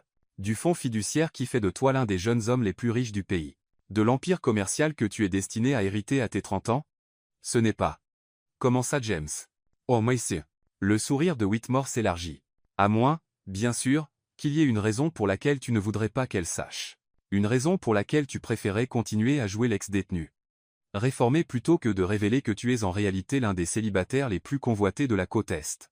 La musique s'était arrêtée. Les conversations autour d'eux s'éteignaient alors que les gens se tournaient pour écouter. Sophia sentait qu'elle ne pouvait pas respirer. Ex-détenu, murmura-t-elle. James, de quoi parle-t-il? C'est compliqué, dit désespérément James. Laisse-moi expliquer. Oh, tu ne savais pas. Whitmore semblait ravi. Ta fiancée a passé 3 ans en prison de sécurité minimale pour détournement de fonds. Bien que je suppose que quand on vaut 50 millions de dollars, un petit crime en col blanc n'est qu'une indiscrétion juvénile. La salle de bal était complètement silencieuse maintenant. 200 paires d'yeux étaient fixés sur eux, regardant le conte de fées s'effondrer en temps réel. Sophia se sentait exposée, ridicule, comme si tout le monde la voyait pour ce qu'elle était vraiment, une fille naïve qui avait été jouée par un maître manipulateur. 50 millions de dollars, répéta T.L. engourdi. À peu près, dit nonchalamment Whitmore. Selon les fluctuations du marché, bien sûr. Le fonds fiduciaire de la famille Harlan est assez substantiel. Sophia regarda James, qui la fixait avec des yeux désespérés, essayant clairement de communiquer quelque chose sans mots. Mais tout ce à quoi elle pouvait penser était chaque conversation qu'ils avaient eue. Chaque moment de connexion qu'elle pensait réel. Chaque fois qu'il l'avait fait se sentir spécial et choisi et digne d'amour. Il était multimillionnaire, héritier d'un empire commercial, quelqu'un qui pouvait épouser n'importe qui, avoir n'importe qui, choisir n'importe qui, et il l'avait choisi non pas parce qu'il se souciait d'elle, mais parce qu'elle était pratique, désespérée, assez reconnaissante pour signer un contrat sans poser trop de questions. Sophia, dit doucement James. S'il te plaît, laisse-moi expliquer. Non. Mais Sophia reculait déjà de lui, secouant la tête. La belle robe que Lydia avait choisie semblait soudain un costume, le collier de diamant un collier. Elle jouait à se déguiser dans un monde où elle n'appartenait pas avec un homme qui lui avait menti depuis le moment où ils s'étaient rencontrés. J'ai besoin d'air, parvint-elle à dire. Et puis elle courut. Elle se fraya un chemin à travers la foule d'invités choqués, ignorant les appels de Lydia et la voix préoccupée de Robert, et s'enfuit vers les portes-fenêtres du manoir menant au jardin. Derrière elle, elle pouvait entendre James appeler son nom, entendre le murmure de 200 voix commençant à bourdonner de scandales et de spéculations. Mais elle ne s'arrêta pas de courir jusqu'à ce qu'elle soit dehors dans l'air frais de la nuit, entourée d'obscurité et de silence et de la réalisation écrasante que tout, absolument tout, avait été un mensonge. Sophia se retrouva dans le jardin de rose du manoir Harlan, assise sur un banc de pierre à côté d'une fontaine qui scintillait sous la lune. Sa belle robe était étalée autour d'elle comme une flaque bleu nuit, mais elle remarqua à peine le froid qui s'infiltrait à travers le tissu fin. Son esprit était en ébullition, essayant de traiter tout ce qui s'était passé au cours des 10 dernières minutes. 50 millions de dollars, ex-détenu, héritier d'un empire commercial. Tout, chaque conversation, chaque moment de connexion, chaque toucher doux et geste attentionné, avait été construit sur des mensonges. Elle avait été si naïve de croire que quelqu'un comme James pouvait vraiment se soucier de quelqu'un comme elle. Bien sûr, tout n'avait été qu'un jeu. Bien sûr, il avait des motifs cachés. Bien sûr. Elle avait été assez naïve pour tomber dans le panneau. Sophia, elle ne se retourna pas. Elle ne pouvait pas supporter de le regarder en ce moment. Ne pouvait pas se faire confiance pour ne pas soit lui crier dessus, soit éclater en larmes. Peut être les deux. S'il te plaît. La voix de James était plus proche maintenant. Laisse-moi expliquer. Expliquer quoi? Elle se tourna enfin pour lui faire face et fut surprise de voir à quel point il semblait misérable. Ses cheveux parfaits étaient ébouriffés, son nœud papillon défait, son expression habituellement composée complètement brisée. Expliquer comment tu m'as menti depuis le moment où nous nous sommes rencontrés. Expliquer comment tu m'as laissé m'inquiéter pour l'argent et me battre avec le sentiment d'être digne de ta famille alors que tu vaux plus que ce que je gagnerais en 10 vies. Ce n'est pas si simple. C'est exactement si simple. Sophia se leva, la colère l'emportant enfin sur la douleur. Tu es riche, James. Incroyablement, impossibly riche. Tu n'avais pas besoin de ma signature sur un contrat de mariage pour accéder à un petit héritage. Tu n'avais pas besoin d'épouser une personne désespérée pour prouver quoi que ce soit à ta famille. Alors, de quoi s'agissait-il vraiment? James passa ses mains dans ses cheveux, faisant les 100 pas devant la fontaine. Tu as raison. Je t'ai menti. Je t'ai menti depuis le début, et je me déteste pour ça. Ce n'est pas une réponse. La vérité est. Il s'arrêta de faire les 100 pas et la regarda directement. J'ai bien été en prison 3 ans pour détournement de fonds, mais ce n'est pas ce que tu penses. Ce que je pense, c'est que tu es un criminel qui m'a manipulé pour un mariage fictif pour des raisons que je ne comprends toujours pas. J'ai pris la chute pour quelqu'un d'autre. Sophia Klingnaesio. Quoi? Mon frère cadet Lucas. Tu l'as rencontré? Il est l'avocat de la famille maintenant. Il a fait des décisions financières incroyablement stupides quand il avait 22 ans, dettes de jeu, mauvais investissements, et quand il ne pouvait pas les rembourser, il a commencé à emprunter dans les comptes clients du cabinet d'avocats où il travaillait. James s'assit lourdement sur le banc où elle était assise, fixant ses mains. Quand tout a été découvert, Lucas faisait face à une peine de prison sérieuse. Une vraie prison, Pas l'endroit de sécurité minimal où j'ai fini. Il aurait été détruit.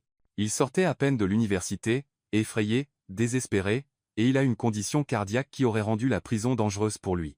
Alors, tu as avoué des crimes que tu n'avais pas commis. J'étais plus âgé, plus stable, mieux capable de gérer les conséquences. Et Lucas sait. La voix de James se brisa légèrement. Il est le bon, tu sais, celui qui méritait vraiment d'hériter de l'héritage familial. Il est brillant, éthique, attentionné. Il a fait une terrible erreur, et je ne pouvais pas laisser ça ruiner toute sa vie. Sophia s'assit à nouveau sur le banc, sa colère se dégonflant en confusion. Mais pourquoi ne pas simplement rembourser l'argent si ta famille est si riche? Parce que mon père ne savait pas. Ne sait toujours pas. Si Robert avait découvert que Lucas avait détourné de l'argent, ça l'aurait tué. Pas financièrement, émotionnellement. Il est si fier de Lucas, si sûr d'avoir élevé des fils avec intégrité et honneur. Découvrir que l'un de nous était un voleur aurait brisé son cœur. Alors tu l'as laissé penser que c'était toi le voleur. Mieux moi que Lucas. J'étais déjà la déception. Le fils qui ne pouvait pas se poser, ne pouvait pas trouver de direction, ne pouvait pas sembler à la hauteur du nom Harlan. Au moins comme ça, Lucas pouvait encore être l'enfant d'or. Sophia le fixa, essayant de réconcilier cette histoire avec tout ce qu'elle pensait savoir. Et le mariage? Où est-ce que j'entre en jeu? James resta silencieux un long moment. Quand je suis sorti de prison il y a 6 mois, mon père a clairement fait comprendre que je devais prouver que j'avais changé, que je devais démontrer de la stabilité, de la maturité, de la responsabilité. Il a fixé des conditions pour que j'accède à mon fonds fiduciaire, le mariage en étant une. Alors, tu as trouvé la femme la plus désespérée et reconnaissante possible et lui a fait une offre qu'elle ne pouvait refuser? Non. La voix de James était féroce. Ce n'est pas comme ça que ça s'est passé. Alors, comment ça s'est passé? Parce que de là où je suis, on dirait que tu as identifié quelqu'un de assez vulnérable pour accepter tes conditions et assez naïf pour ne pas poser trop de questions. J'étais censé épouser Beatrice Whitmore. Listen to Sophia Siglass. Whitmore, comme l'homme qui vient de nous humilier devant 200 personnes? Sa fille. Tout était arrangé. Une fusion de 2 familles riches, une façon pour moi de prouver que je pouvais prendre des décisions responsables tout en aidant les intérêts commerciaux Harlan. Béatrice et moi nous connaissons depuis l'enfance. Nos familles sont amies depuis des décennies, et elle était parfaitement prête à entrer dans un mariage de convenance. Alors, qu'est-ce qui a changé? James se tourna pour la regarder et l'expression dans ses yeux fit bondir son cœur. Je t'ai rencontré, Sophia. 3 semaines avant que je sois censé demander Béatrice en mariage, je déjeunais dans ce café de la 5e rue. J'y allais tous les jours depuis des mois parce que c'était le seul endroit où personne ne savait qui j'étais, où je pouvais juste m'asseoir et penser sans être l'héritier Harlan, ou l'ex-détenu ou la déception de quelqu'un. Il se pencha en avant, coude sur les genoux, perdu dans le souvenir. Et puis tu es entré. Tu te disputais avec quelqu'un au téléphone, ton propriétaire, je pense, à propos de l'argent du loyer. Tu essayais de baisser la voix, mais tu étais clairement stressé, clairement en difficulté. Et quand tu as raccroché, tu t'es assise là une minute l'air si vaincu. Tu m'observais. Je ne pouvais pas m'en empêcher. Il y avait quelque chose en toi qui m'attirait. Tu semblais porter le poids du monde, mais tu le faisais avec une telle grâce. Et puis ton téléphone a sonné à nouveau. C'était l'hôpital appelant pour ta grand-mère et je t'ai vu te transformer. La voix de James devint plus douce.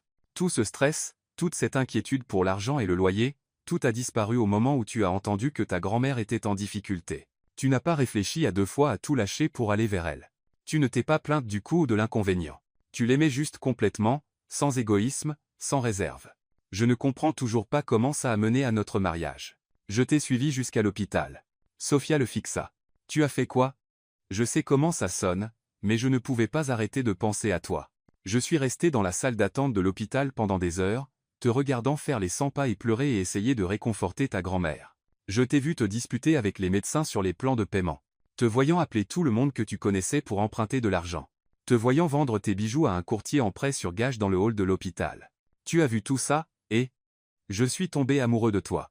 Les mots restèrent suspendus dans l'air entre eux comme un pont qu'aucun d'eux ne savait comment traverser. C'est impossible, murmura Sophia. Tu ne me connaissais même pas. Je savais tout ce que j'avais besoin de savoir, je savais que tu sacrifierais tout pour les gens que tu aimes. Je savais que tu avais plus de force dans ton petit doigt que moi dans tout mon corps. Je savais que tu étais exactement le genre de personne que je voulais devenir. Alors, tu as fabriqué une crise pour t'insérer dans ma vie. J'ai demandé à Victoria de t'approcher avec la proposition de mariage. Sophia sentit comme si on l'avait giflée. Tu as demandé à Victoria? Comment la connais-tu même? Elle travaille pour une entreprise de traiteurs qui a fait des événements pour notre famille. Quand je lui ai dit que j'avais besoin de trouver quelqu'un à épouser qui n'était pas de mon cercle social habituel, quelqu'un de authentique et gentil, elle a mentionné que sa belle-fille était dans une situation désespérée. Oh mon Dieu! Sophia mit sa tête dans ses mains. Alors Victoria n'a pas trouvé. Toi par hasard, via une connexion familiale Arlan. Tu l'as spécifiquement cherché parce que tu me traquais à l'hôpital. Je ne te traquais pas. J'étais inspiré par toi. Sophia, pendant 3 ans en prison, j'ai pensé à quel genre d'homme je voulais être en sortant. J'avais toutes ces idées sur l'honneur et le sacrifice et mettre la famille en premier, mais c'était juste des idées jusqu'à ce que je te voie les vivre. Ça ne rend pas ça mieux, James. Choran Chopile. Tu as manipulé une femme en deuil et désespérée pour qu'elle t'épouse parce que tu avais une sorte de fantasme romantique sur qui j'étais. Ce n'était pas un fantasme. James se rapprocha d'elle sur le banc. Tout ce que j'ai appris sur toi depuis n'a fait que confirmer ce que j'ai vu ce jour-là. Tu es extraordinaire, Sophia. Tu es tout ce que j'ai dit que tu étais et plus. Mais tu as menti sur tout le reste. L'histoire de la prison, la déception familiale, avoir besoin du mariage pour accéder à ton héritage. L'histoire de la prison est vraie. Tout sur Lucas est vrai. La déception est vraie. La voix de James devint calme. Le seul mensonge était sur le besoin du mariage pour des raisons financières. J'ai accès à mon fonds fiduciaire que je sois marié ou non. Mon père a suggéré le mariage comme moyen de prouver la stabilité, mais ce n'était pas une exigence. Alors pourquoi? Parce que je voulais t'épouser. Parce que dès le moment où je t'ai vu à l'hôpital, je savais que je voulais passer ma vie à essayer d'être digne de quelqu'un comme toi. Parce que j'étais un lâche qui ne savait pas comment t'approcher. Honnêtement, Sophia se leva à nouveau, s'éloignant de lui. As-tu la moindre idée de ce que ça fait? Je pensais sauver la vie de ma grand-mère en épousant quelqu'un qui avait autant besoin de moi que moi de lui. Je pensais que nous nous aidions mutuellement. Je pensais que tu pensais... Quoi? Je pensais que tu tombais amoureux de moi, aussi, admit-elle doucement. Je pensais que ce qui se passait entre nous était réel. Chalest. Comment peut-il l'être quand il est construit sur des mensonges? Parce que mes sentiments sont réels. Parce que la façon dont tu me donnes envie d'être un meilleur homme est réelle. Parce que quand je suis avec toi, j'oublie l'argent et le statut social et les attentes familiales. Et je suis juste. Moi, la meilleure version de moi. Mais je ne suis pas la meilleure version de moi. Sophia tourna sur elle-même pour lui faire face. Je suis la version de moi qui était si désespérée et effrayée que j'ai accepté d'épouser un inconnu. Je suis la version qui était reconnaissante pour chaque miette d'affection, chaque indice que quelqu'un comme toi pouvait vouloir quelqu'un comme moi. Quelqu'un comme moi. Riche, puissant, sophistiqué, beau. Savoy Xebrisa. J'ai marché dans le manoir de ta famille en me sentant comme une impostrice, essayant si fort d'être digne de leur acceptation. Et tout le temps tu t'encanaillais avec la fille pauvre parce qu'elle te rappelait un idéal noble. Ce n'est pas. Si, James, tu es tombé amoureux d'une idée de moi, pas de la vraie moi. La vraie moi est désordonnée et insécure et complètement hors de son élément dans ton monde. La vraie moi vérifie son compte bancaire 3 fois avant d'acheter un café et fait du shopping dans les magasins d'occasion et n'a jamais possédé quoi que ce soit qui coûte plus de $50. Et j'aime tout ça chez toi. Tu aimes la nouveauté de ça. Tu aimes comment ça te fait te sentir généreux et protecteur et nécessaire. Mais que se passe-t-il quand la nouveauté s'estompe? Que se passe-t-il quand tu réalises que je ne rentre pas dans ton monde? Que je ne le ferai jamais? Que toutes les robes de créateur et l'acceptation familiale du monde ne changeront pas le fait que nous venons d'univers complètement différents. James se leva et marcha vers elle, s'arrêtant juste assez près pour qu'elle puisse voir la douleur dans ses yeux. Ce qui se passe, c'est que nous construisons notre propre monde ensemble. Comment? Je ne sais pas encore, mais je sais que je veux essayer. Je sais que la dernière semaine avec toi a été la plus heureuse que j'ai été depuis des années. Je sais que quand tu m'as souri pendant notre première danse ce soir, j'ai oublié que 200 personnes nous regardaient parce que tout ce que je pouvais voir c'était toi. James, je sais que quand tu as donné ce discours sur se choisir mutuellement chaque jour, je voulais rendre cette promesse réelle. Je voulais me lever devant tout le monde et dire que oui, je te choisis chaque jour pour le reste de ma vie. Tu ne peux pas me choisir. Tu ne sais même pas qui je suis vraiment. Alors dis-moi, montre-moi. Laisse-moi t'apprendre, la vraie toi, sans contrat ou arrangement ou limite de temps. Et ta famille? Et Béatrice Whitmore et les fusions familiales et les attentes commerciales? Je m'occuperai de ma famille. Quant à Béatrice, James sourit légèrement. Elle est en fait soulagée. Elle est amoureuse de quelqu'un d'autre depuis des mois, mais avait trop peur de décevoir son père. Mon retrait de notre arrangement lui donne la liberté de suivre son cœur. Alors, tout le monde gagne sauf moi. Que veux-tu dire? Je veux dire, je suis tombée amoureuse de quelqu'un qui n'existe pas. Je suis tombé amoureux de James Harlan, mauvais garçon réformé essayant de se prouver à sa famille, pas James Harlan, héritier multimillionnaire, jouant avec la vie des gens parce qu'il s'ennuie. Je suis la même personne. Non, tu ne l'es pas. L'homme dont je suis tombée amoureuse comprenait ce que ça faisait de lutter, de s'inquiéter pour l'argent, de sentir qu'il fallait prouver sa valeur. L'homme dont je suis tombée amoureuse m'a construit une bibliothèque parce qu'il comprenait ce que ça faisait de ne pas pouvoir se permettre les choses dont on avait besoin. J'ai bien construit une bibliothèque pour toi. Elle sera toujours livrée demain. Construite par qui? Toi? Dans un atelier ou commandée à un artisan coûteux parce que c'était un geste mignon. James resta silencieux un long moment. Je l'ai construite moi-même dans le garage de Lucas. Ça m'a pris 3 semaines parce que je n'arrêtais pas de me tromper dans les mesures et devais recommencer. Pourquoi? Parce que je voulais te faire quelque chose de mes propres mains. Parce que je voulais te donner quelque chose qui comptait, quelque chose qui prenait de l'effort et de la pensée et du soin. Mais tu aurais pu m'acheter une bibliothèque entière sans y penser à 2 fois. J'aurais pu, mais ça n'aurait rien voulu dire. La construire moi-même, apprendre une nouvelle compétence, passer du temps à penser à ce dont tu avais besoin et comment le créer, ça voulait dire quelque chose. Sophia sentit des larmes monter à ses yeux. Je ne sais plus ce qui est réel, James. Je ne sais plus à quoi croire. Croix. Il fouilla dans la poche de sa veste et en sortit une petite boîte en bois. Ça, c'est réel. Qu'est-ce que c'est? Ouvre-la. Avec des doigts tremblants, Sophia ouvrit la boîte. À l'intérieur se trouvait une bague, pas le diamant coûteux de leur contrat de mariage, mais quelque chose de complètement différent. C'était une simple alliance faite de ce qui semblait être du bois récupéré avec une petite pierre parfaitement imparfaite sertie au centre. Je l'ai fait, dit doucement James. L'alliance est faite du bois restant de ta bibliothèque. La pierre est un morceau de verre de mer que j'ai trouvé sur la plage où j'allais quand j'avais besoin de penser pendant les parties les plus dures de ma peine de prison. Elle est belle, murmura-t-elle. Elle ne vaut rien financièrement. N'importe quel bijoutier en rirait. Mais elle est réelle, Sophia. Elle est honnête. Elle est faite de morceaux de ma vraie vie, pas de mon compte en banque. Pourquoi me montres-tu ça? Parce que je veux te demander de m'épouser. Vraiment m'épouser.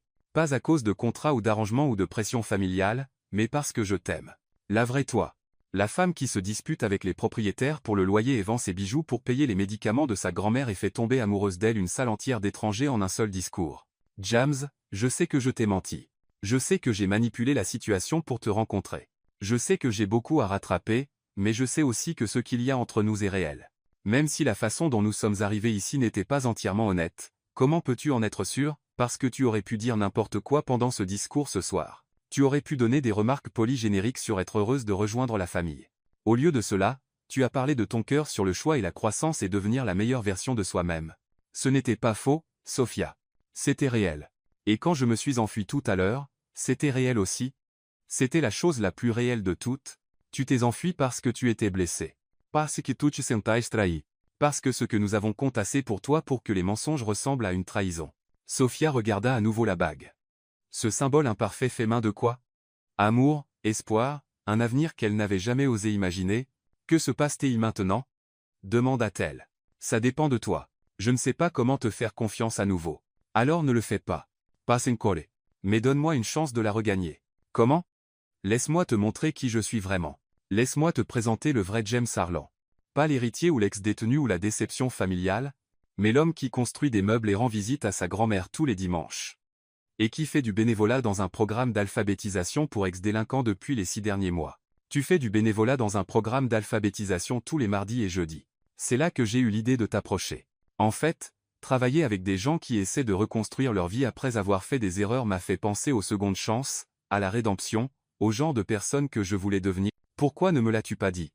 Parce que je voulais que tu me vois comme quelqu'un digne de toi avant de me voir comme quelqu'un essayant de devenir digne de toi. Ils restèrent silencieux un moment, écoutant la fontaine et les sons distants de la fête continuant à l'intérieur du manoir. Sophia tourna l'anneau en bois dans ses mains, pensant à tout ce qui s'était passé, tout ce qu'elle avait appris, tout ce qu'elle ne savait toujours pas. La fête de fiançailles, dit-elle soudain. Je me suis enfuie devant 200 personnes. Ta famille, tes amis, associés d'affaires se demandent probablement si tu vas bien et espèrent que je m'excuse appropriately. Ne t'inquiètes-tu pas du scandale? De ce que les gens penseront? La seule personne dont l'opinion m'importe est la tienne. Et ton père? Ta famille? Ils comprendront éventuellement. Et s'ils ne le font pas, James haussa les épaules. Alors je m'en occuperai aussi. Tu risquerais ta relation avec ta famille pour moi.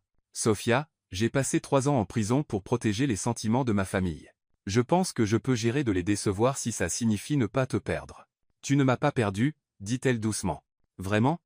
Elle le regarda. Vraiment le regarda. Ses cheveux étaient encore ébouriffés, son smoking froissé, sa composure habituellement parfaite complètement brisée. Il semblait vulnérable, plein d'espoir, terrifié. Il semblait humain. Je suis en colère, dit-elle enfin. Je suis blessée. Je me sens manipulé et menti et complètement hors de mon élément. Je comprends, mais je... Elle s'arrêta, essayant de trouver les bons mots.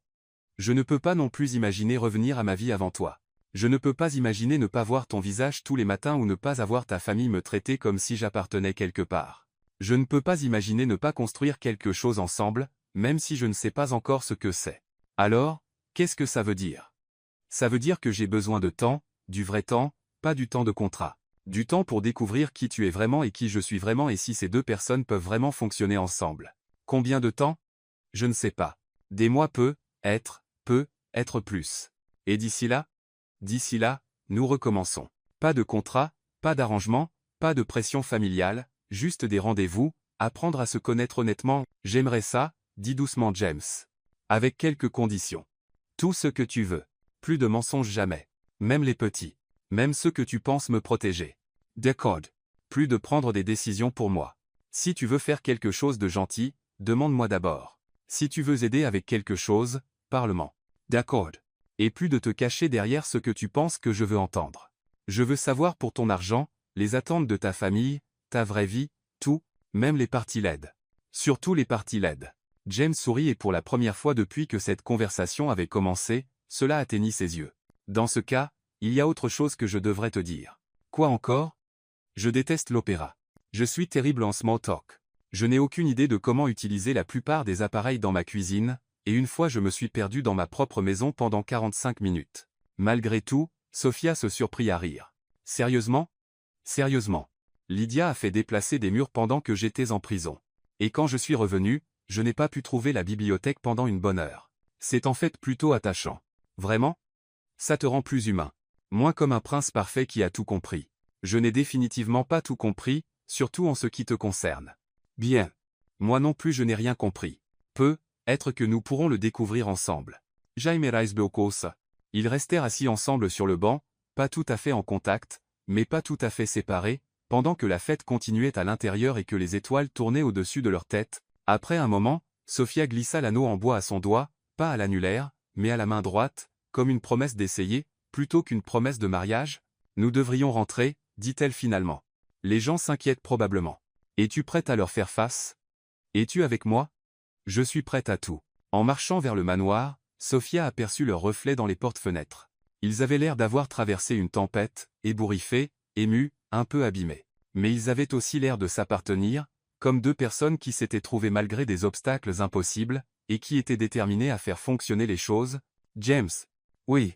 Quand tout ça sera fini, les explications, les discussions familiales, la découverte de ce qui vient ensuite, je veux voir cette bibliothèque.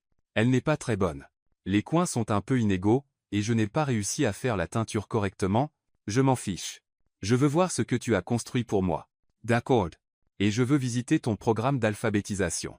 Je veux rencontrer les gens avec qui tu travailles et comprendre ce que ça signifie pour toi. J'adorerais. Et je veux apprendre sur les affaires de ta famille et ton fonds fiduciaire et ce que signifie être un héritier Harlan en termes pratiques, c'est incroyablement ennuyeux. Je m'en fiche aussi de ça. En arrivant aux portes-fenêtres, James s'arrêta et se tourna vers elle. Sophia, oh oui. Merci pourquoi? Pour t'être enfui, pour m'avoir fait te poursuivre? Pour avoir exigé la vérité? Pour m'avoir donné une chance de te mériter correctement au lieu d'essayer de te gagner avec des circonstances. Merci de m'avoir poursuivi et d'avoir construit une bibliothèque pour moi et d'avoir été assez courageux pour me dire la vérité même quand c'était dur. Alors, qu'est-ce qu'on leur dit là, dedans? La vérité, que nous recommençons, que nous allons prendre notre temps et faire ça correctement, et les fiançailles en suspens jusqu'à ce que nous soyons sûrs de nous fiancer pour les bonnes raisons. Je peux vivre avec ça. Bien, parce que je prévois de te faire travailler pour ça. J'aillerai. En ouvrant les portes et en entrant dans la lumière chaude et le chaos doux de la fête, Sophia réalisa que pour la première fois depuis que cette aventure avait commencé, elle n'avait pas peur de ce qui venait ensuite. Elle ne savait pas à quoi ressemblerait leur avenir, mais elle savait qu'il serait construit sur l'honnêteté, le choix, et le genre d'amour assez fort pour survivre au mensonge comme à la vérité. Dès qu'ils entrèrent dans la salle de bal, Lydia apparut comme si elle attendait près des portes. Son mascara était légèrement coulé, et elle semblait plus inquiète que Sophia ne l'avait jamais vue. « Oh, chérie !» Lydia enveloppa immédiatement Sophia dans une étreinte féroce. « Ça va ?»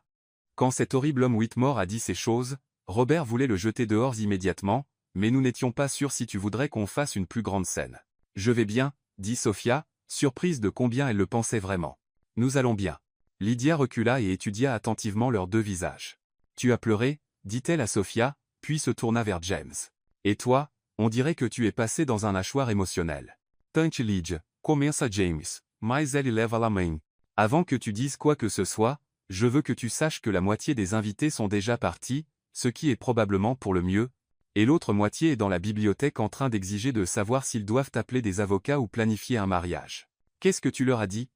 demanda Sophia. « Que l'amour jeune est compliqué, et qu'ils devraient s'occuper de leurs affaires. » L'expression de Lydia s'adoucit. « Mais j'aimerais savoir à quoi nous avons affaire. Vous êtes ensemble ou pas ?» Sophia regarda James, puis Lydia. « Nous le découvrons. Ce qui veut dire, dit James en prenant la main de Sophia, que nous recommençons. Plus de contrat, plus d'arrangement.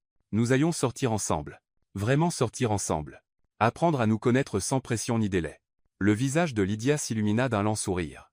« Eh bien, c'est la chose la plus sensée que l'un de vous ait dite depuis que tout ce business a commencé. Tu n'es pas déçu ?» demanda Sophia pour les fiançailles reportées. « Déçu ? Chérie, je suis ravie. » Lydia frappa dans ses mains. « As-tu la moindre idée de la rareté de voir deux personnes se battre vraiment pour leur relation au lieu d'accepter simplement ce qui est pratique ? La plupart des couples de votre âge auraient soit fui dans des directions opposées, soit fait comme si rien n'était arrivé. » Robert apparut à côté d'eux, toujours élégant malgré le drame de la soirée.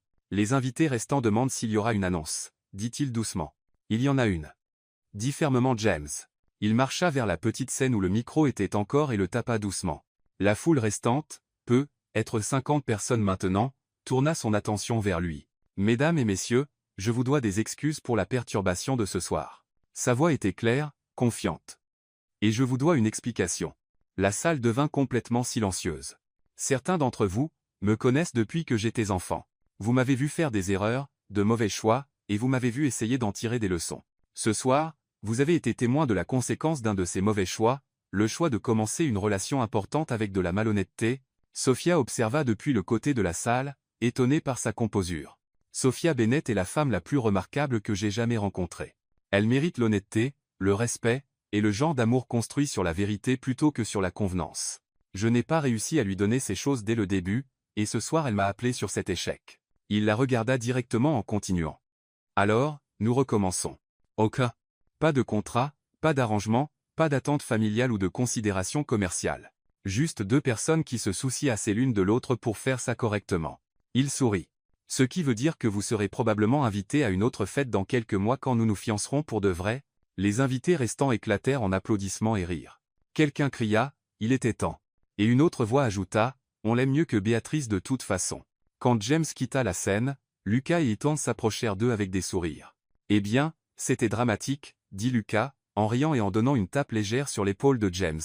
Mais je dois dire, ton discours sur l'honnêteté était assez impressionnant. Béatrice va être soulagée, ajouta Ethan. Elle a passé la soirée à envoyer des messages à son petit ami. Son petit ami ? Demanda Sophia. Henry Lawson. Ils sortent secrètement ensemble depuis 8 mois, expliqua Lucas. Elle avait terriblement peur de dire à son père parce qu'il avait mis son cœur sur une fusion avec les affaires familiales Harlan. Que va-t-il se passer maintenant ? Demanda Sophia à James. Rien de dramatique. Les Whitmore et Harlan resteront amis et partenaires commerciaux. Béatrice sera libre d'épouser qui la rend heureuse, et moi aussi. Et les attentes commerciales familiales. Robert s'avance. Ma chère, la seule attente que j'ai pour mes fils est qu'ils soient de bons hommes qui contribuent quelque chose de positif au monde. James le fait depuis longtemps avant ce soir. Même avec la peine de prison. Surtout à cause de la peine de prison, dit fermement Robert. Prendre la responsabilité des erreurs de quelqu'un d'autre, protéger la famille au coût personnel, ce sont des valeurs Harlan. Je n'ai jamais été plus fier de lui. Sophia sentit à nouveau des larmes piquer ses yeux, mais cette fois c'étaient des larmes de soulagement et de gratitude. Greta apparut avec une assiette de nourriture. « Vous n'avez rien mangé de la soirée ?» gronda-t-elle. « Asseyez-vous, mangez quelque chose, et arrêtez d'être si dramatique. » Ils se retrouvèrent à une petite table dans le coin avec Lydia, Robert, Lucas et Ethan. La conversation coula facilement. Histoire sur les désastres familiaux Harlan de l'enfance, questions sur le travail de Sophia à la bibliothèque, taquinerie gentille sur les compétences en menuiserie de James. Il l'a vraiment construite lui-même, cette bibliothèque, confirma Lucas. J'ai des photos de lui couverts de sciure, jurant sur le manuel d'instruction. Il y avait un manuel d'instruction ? Demanda Sophia. En quelque sorte. J'ai être imprimé des plans d'internet et ensuite complètement ignoré, admit James. C'est pourquoi ça a pris 3 semaines au lieu de 3 jours, ajouta Ethan avec un sourire. Alors que la soirée s'achevait et que les derniers invités partaient, la famille Harlan se rassembla dans la bibliothèque pour ce que Lydia appela une vraie réunion de famille. Maintenant que le drame est fini, dit Lydia en s'installant dans son fauteuil préféré, nous devons discuter de questions pratiques comme. Sophia demanda, où vous allez vivre pendant cette période de connaissance mutuelle, dit Robert. Le manoir est charmant, mais probablement pas le meilleur environnement pour développer une relation normale. Jeep and Size, dit James. Il y a un petit appartement au-dessus du garage que nous utilisions pour les invités avant de rénover la maison principale. Il a sa propre entrée, cuisine, tout ce dont vous auriez besoin. Tu pourrais y vivre séparément de moi pendant que nous découvrons les choses. Et toi, où vivrais-tu? Je pensais prendre mon propre endroit, quelque chose de plus petit, plus normal. J'ai regardé des appartements dans le Queens, en fait près du quartier de ta grand-mère. Sophia le fixa. Tu veux déménager dans le Queens? Je veux vivre dans le monde réel. J'ai passé trop d'années isolé par l'argent et les connexions familiales. Si nous allons construire quelque chose de réel ensemble, je dois comprendre à quoi ressemble vraiment la vie réelle. Mais ta famille, tes responsabilités commerciales, tout peut être géré depuis le Queens aussi facilement que depuis Manhattan, intervint Robert. En fait, ça pourrait lui faire du bien d'avoir un peu de distance avec les affaires familiales pendant qu'il trouve son propre chemin. Et ton travail bénévole?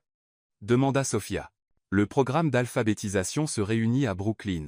Le Queen serait en fait plus pratique. Leia se penchanawant. Et toi, chérie? De quoi as-tu besoin pour te sentir à l'aise pendant cette transition? Sophia y pensa. Du temps avec ma grand-mère. Elle sort de l'hôpital la semaine prochaine et aura besoin d'aide pendant sa récupération. Bien sûr, dit immédiatement James, tout ce dont elle a besoin. Et je veux continuer à travailler. J'aime mon travail à la bibliothèque et je ne veux pas perdre mon indépendance. Absolument. Et je veux rencontrer tes amis, tes vrais amis, pas juste la famille et les associés d'affaires. James sembla légèrement gêné. Je n'ai en fait pas beaucoup de vrais amis. La prison et le scandale familial ne sont pas géniaux pour maintenir un cercle social. Alors nous ferons de nouveaux amis ensemble. Jaime Rice. Lydia frappa dans ses mains. C'est merveilleux. Une vraie cour comme les choses devraient se faire. Tante Lydia, avertit James. Pas d'ingérence. Je n'en rêverai pas. L'expression innocente de Lydia ne trompa personne, bien que je pourrais occasionnellement demander comment ça va. Et par occasionnellement, elle veut dire quotidiennement, ajouta Lucas avec un sourire. Hebdomadairement au maximum, protesta Lydia. Alors que la famille se dispersait et commençait à nettoyer les restes de la fête, Sophia se retrouva seule avec James dans le conservatoire, entourée des orchidées primées de Lydia. « Es-tu sûr de ça ?» demanda-t-elle. Déménager dans le Queens, recommencer, prendre le temps de sortir correctement, ce n'est pas exactement la vie à laquelle tu es habitué. C'est exactement la vie que je veux, dit fermement James. Sophia, j'ai eu de l'argent et des privilèges toute ma vie, et je n'ai jamais été aussi heureux que cette dernière semaine avec toi. Même avec tout le drame et les complications, surtout avec le drame et les complications, il prouve que ça compte, que nous sommes tous les deux prêts à nous battre pour ça. Et ta famille, es-tu sûr qu'ils sont vraiment d'accord avec toute cette incertitude? Ils t'aiment? Ils t'ont aimé depuis la première nuit où tu es entré dans cette maison et as traité Greta comme de la famille et écouté les histoires ennuyeuses de droit de l'oncle Lucas comme si elles étaient fascinantes. Elles ne sont pas ennuyeuses. Elles le sont absolument. Mais tu l'as fait se sentir entendu et apprécié quand même.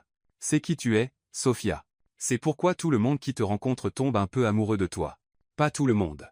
Tout le monde qui compte. Ils restèrent silencieux parmi les orchidées et Sophia réalisa que malgré tout ce qui s'était passé, les mensonges, les révélations, l'humiliation publique, elle se sentait paisible, pleine d'espoir même. Quand commençons nos? Demanda-t-elle. Comment c'est quoi? Cette vraie cour, cette connaissance honnête mutuelle. Praitz, que dirais-tu de demain? Je viendrai te chercher à ton appartement, ton vrai appartement, et nous irons voir ta grand-mère ensemble. Ensuite être un dîner quelque part de normal où je ne peux pas utiliser mon nom de famille pour avoir une table. Tu pourrais devoir attendre une table comme une personne normale. J'aillerai. Et après ça? Après ça, nous prenons ça un jour à la fois. Une conversation, un rendez-vous, un moment honnête à la fois. Plus de mensonges. Plus de mensonges. Plus de manipulation ou de circonstances arrangées. Juste moi te demandant si tu aimerais dîner et toi disant oui ou non selon si tu veux vraiment passer du temps avec moi. Ça semblait terrifiant. Pourquoi? Parce que tu pourrais décider que tu n'aimes pas vraiment le vrai moi. Ou je pourrais décider que je n'aime pas vraiment le vrai toi. C'est possible, admet James. Mais je pense qu'il est plus probable que nous découvrions que nous nous aimons encore plus que nous le pensions. Comment peux-tu être si confiant? Parce que le vrai toi s'est disputé avec moi dans un parking d'hôpital sur si j'étais trop présomptueux. Le vrai toi a dit à toute ma famille exactement ce que tu pensais de l'amour et du choix et devenir de meilleures personnes. Le vrai toi s'est enfui d'une fête parce que tes sentiments étaient blessés, ce qui signifie que tes sentiments étaient assez réels pour être blessés. Et le vrai toi? Le vrai moi a passé 3 ans en prison à lire des livres sur la fabrication de meubles pour pouvoir construire quelque chose de beau pour quelqu'un à qui je n'avais jamais parlé. Le vrai moi fait du bénévolat avec des ex-délinquants parce que je crois que les gens peuvent changer et grandir. Le vrai moi est tombé amoureux d'une femme qui vendait ses bijoux pour sauver sa grand-mère et a su immédiatement que je voulais passer ma vie à essayer de mériter quelqu'un d'aussi altruiste. Sophia sentit son cœur bondir à nouveau, comme quand il avait mentionné pour la première fois le bleu de ses yeux. Comme pendant leur danse, comme à chaque fois qu'il la regardait comme si elle était quelque chose de précieux. D'accord, dit-elle doucement. D'accord, essayons ça. La version honnête sans contrat. Es-tu sûr? Non, mais je suis sûr de vouloir découvrir ce qui se passe si nous le faisons. James sourit et cette fois c'était le sourire dont elle était tombée amoureuse. Authentique, chaleureux, un peu nerveux, complètement réel. Dans ce cas, Sophia Bennett, aimerais-tu dîner avec moi demain soir? Oui, James Harlan, j'aimerais beaucoup dîner avec toi demain soir. Et ça ressemblait au début de quelque chose de réel.